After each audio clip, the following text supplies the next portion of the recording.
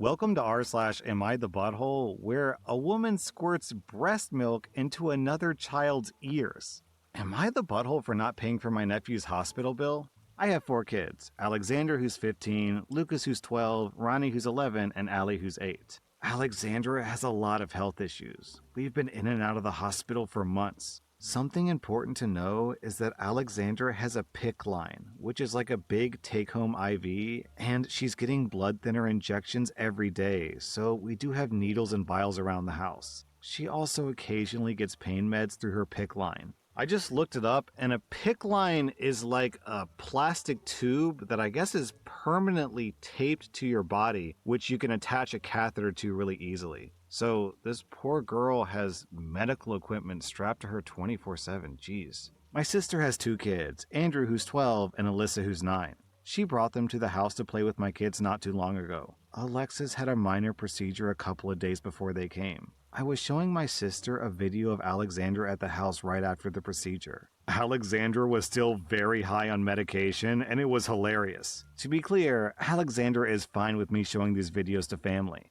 My sister's kid, Andrew, came into the kitchen, heard the video, and asked what it was. I said that I was just showing his mom a video of Alexandra after she got some pain medications. A few hours later, the kids were grabbing a snack, and Andrew took the container with needles and vials of the blood thinner out of the pantry. He asked what it was, and I said that it was Alexandra's medicine. My sister and I left to take our dogs for a walk, and I went in to get a snack out of the pantry when we came back. I noticed Alexandra's medicine box was moved, so I looked at it, and one of the blood thinner vials was a lot more empty than before, and a needle was missing. My sister and I interrogated all the kids, and we found out that Andrew gave himself a high dose of the blood thinner because he thought that it was her pain meds and he wanted to get high. My sister rushed Andrew to the hospital and he stayed overnight. Now she's sending me the hospital bill because I was the one that left the medicine where he could get it. I'm refusing to pay because if my kids know not to touch other people's medicine, then her 12-year-old should be able to see a vial and syringe and not drug himself.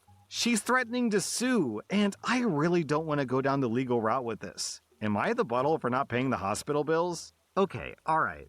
So this is pretty simple. The kid stole from you. This is not your responsibility. You're completely justified to not pay the bill. However, I can't get over this kid, a 12-year-old boy, stealing someone else's medications and injecting them into himself to get high.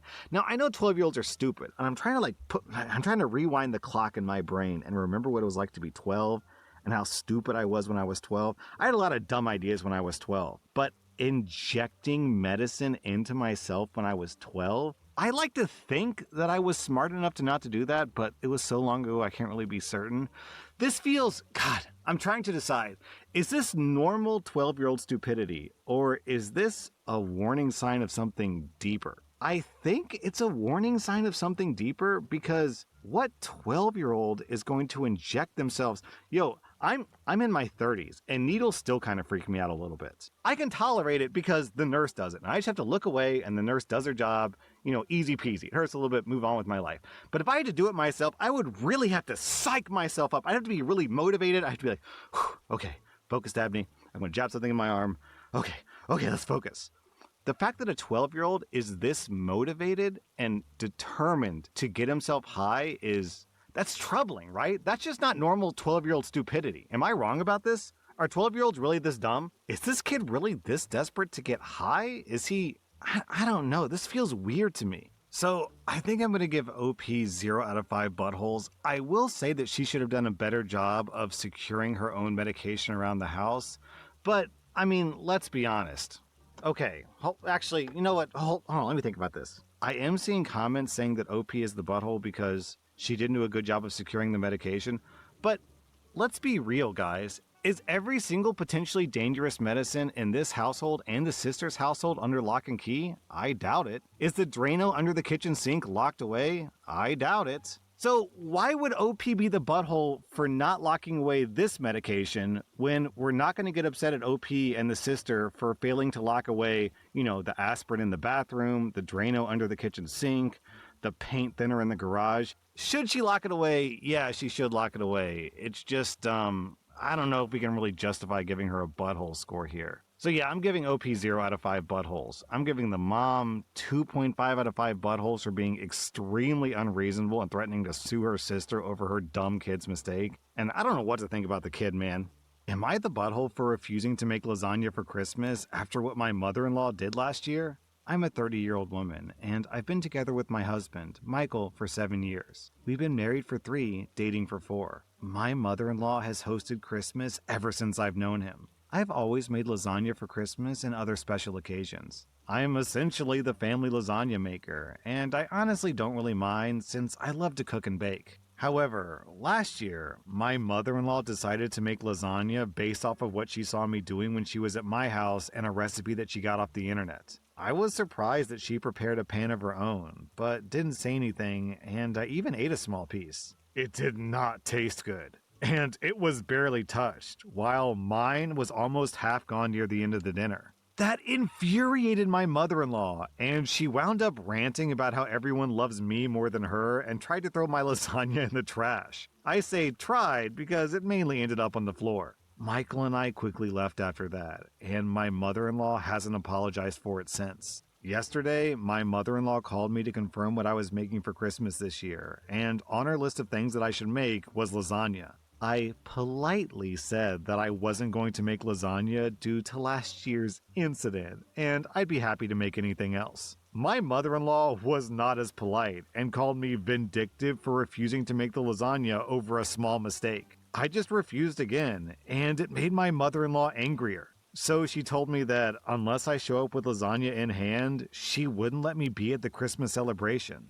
My husband says that it's easier to just make the lasagna and keep the peace, and I shouldn't hold my mother-in-law's mistake that she made out of anger against her. Word got out to my sister-in-law and brother-in-law from my mother-in-law, and they're saying that I should also make it, even if it's just half of what I would usually make. OP, your husband is as soft and flabby as lasagna. His mother insulted you publicly in front of the entire family, threw your meal into the trash/floor, and he says, "Oh, it's okay, sweetie, just get over it." Yo, give me a break. What's the point of getting married? Why even say the vows? Put the ring on your finger if you're not gonna back up your spouse, man.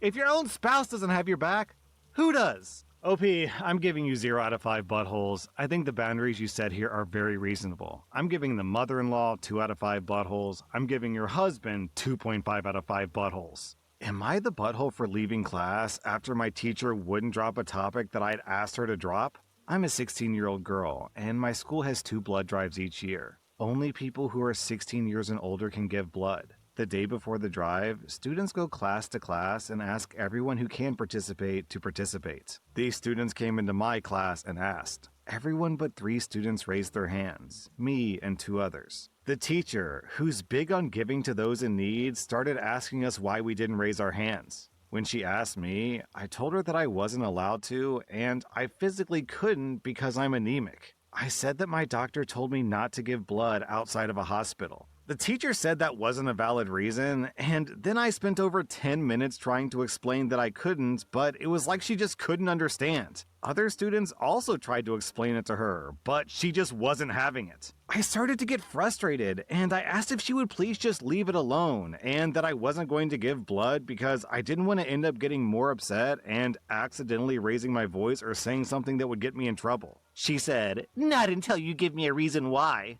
I gathered my things and told her that if this bothered her so much, to contact my dad and talk to him about it. I also told her that I was going to the office to file a complaint because getting mad at me for something like this was extremely unprofessional on her part, and I was not going to deal with this. I texted my friends about it, and one of them said that I should have just shut up and dealt with it, that my response was rude and disrespectful. Another friend took the teacher's side, and now my friend group is split. My mom also said that I was out of line and I should have waited until lunch to report it. My dad says that he agrees with me and will have a conversation with the school about it. I feel a little bad though. Was my reaction really that disrespectful? I didn't mean for it to be. Am I the butthole? OP, your teacher is hugely out of line here. There are so many reasons why you wouldn't want to give blood.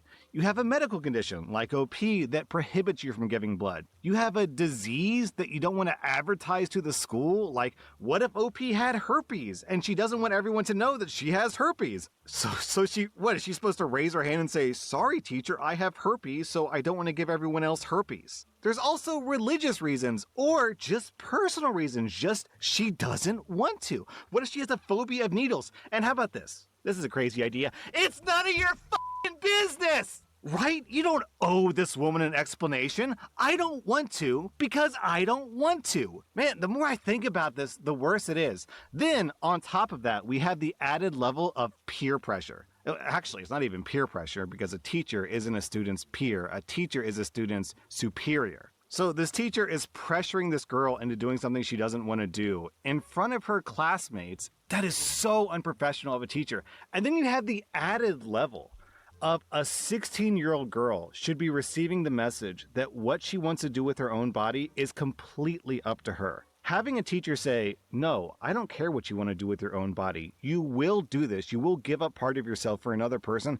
That is a very obviously damaging message for a 16-year-old girl. And the way you handled this, OP, was extremely mature. You asked her to stop, she didn't, so you went to go report this to the authorities. That's completely reasonable. I literally don't understand why everyone else is telling you to just suck it up and just let her harass you, let her berate you? Super unprofessional. I am mad at this woman. I am mad on behalf of OP. I feel bad for her that she had to sit through this. OP, you and your dad get 0 out of 5 buttholes, the teacher gets 3 out of 5 buttholes, and everyone who's taken the teacher's side gets 1 out of 5 buttholes.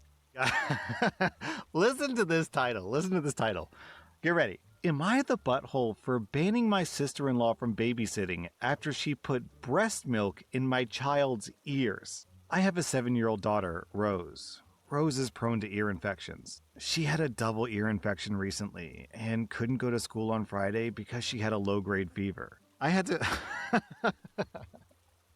Sorry, this title is just so ridiculous. Okay, I had to go to work and I couldn't get a babysitter, so my sister-in-law offered to keep her for me. Everything seemed to go well until I picked Rose up and my sister-in-law told me that she had put breast milk in Rose's ears to help with the ear infection. For context, my sister-in-law has a 12-week-old child. She even offered to send some of her breast milk home in a dropper bottle so I can keep giving it to her. She claims it's a great remedy and that Rose was already starting to feel better. I couldn't believe that she did this to my child without asking. I yelled at her for it. We argued, and I told her that she will no longer be able to babysit or be around Rose unsupervised. Now, Rose is upset that she can't go to her auntie's house anymore, and my brother called me to say that I upset his wife, that she was just trying to help, and that I overreacted. This is a woman putting her bodily fluids in my child's ear. I think I have a right to be upset. It seems that everyone is against me on this, so I wanted to know if I was the butthole for banning her from babysitting or being near Rose unsupervised. Let's imagine for a moment that we're in the world of Marvel superheroes, okay? The X-Men mutants are actually real. They exist in the world. And there is a mutant born whose superpower is every time he spits on a wound, it gets healed magically. And then there's a second mutant, and this mutant's power is every time he pees on a wound, it's magically healed. So we have a magical spit mutant and a magical piss mutant. This analogy is so stupid. These two mutants are walking in a park, and they see a poor little girl who has a double ear infection. And they say, "Never worry, citizen, we're here to help." One of them spits in the little girl's ear. It's magically healed. The other one pisses in the little girl's ear. It's magically healed, okay? They have healed this little girl's wounds with their bodily fluids. Is that okay? Are we okay with this as a society? Because that's what this is. That's what the story is, right? A woman put her bodily fluids into a child's ear without asking the parent first. Are you okay with any of these scenarios? Because I personally am not. The ends do not always justify the means, okay? If the kid got hit by a car and she was bleeding out, then okay, I could imagine being okay. The Marvel superhero mutant spitting onto the kid's broken bones to save her life. Okay, I'll let that one slide. Thank you for saving my life. Please don't spit on her anymore. But but an ear infection, just let the kid have the ear infection. We don't need your breast milk. We don't need your bodily fluids. Keep them out of my daughter. We have a massive amount of laws at the local level, at the state level, at the federal level, all preventing people from putting their bodily fluids into children. I think those are pretty good laws, personally. Also, hold on. Man, the more I think about this, the worse it gets. I don't know much about ear infections, okay? But I can't imagine that adding fat and sugar and protein to an infection is good for that infection. There's no way. There's no possible way. Doesn't that just feed the bacteria? OP, I'm giving you 0 out of 5 buttholes. If anything, you underreacted, my friend. I'm giving the mom, I think 3 out of 5 buttholes. That was r/am I the butthole. And if you like this content, check out my podcast where I publish the exact same episodes. Also, hit that subscribe button because I put out new Reddit videos every single day.